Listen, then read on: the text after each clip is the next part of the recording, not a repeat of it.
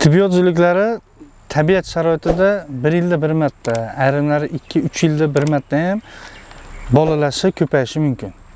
Lekin biz ta'sir uzlikchilik fermer xo'jaligida innovatsion ko'paytirish loyihamiz orqali biz tibbiyot uzligidan 1 yilda 1 marta, ayrimlarda 2 marta ham potomstvo olyapmiz, bola olyapmiz. Tibbiyot uzligini ko'paytirishi ko'p joyda sir bo'lib saqlanadi, lekin bitta narsasini ko'rsatmoqchi edim.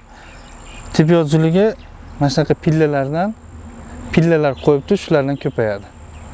Bir dona zulik urchilgandan keyin sog'lom zulik, o'rta yoshga yetgan zulik, 3 yasharli zuliklar o'rtacha 4-5 donagacha pilla qo'yishi mumkin. Bir dona pilladan 5 donadan tortib 15-20 donagacha tibbiyot zuligi chiqishi mumkin.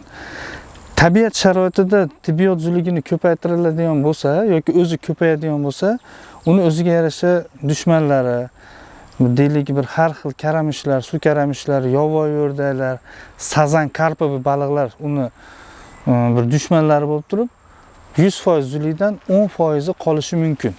Qolsa, bo'lmasa qolmaydi. Biz yaratayotgan sharoitda, biz yaratgan alohida tizimda tibbiyot zuligini ko'paytirishda naborot 90% ni saqlab qolishga erishyapmiz. Shu ko'rib turganingiz tibbiyot zuligini pillasi o'zbek modeli orqali yaratilgan pilla.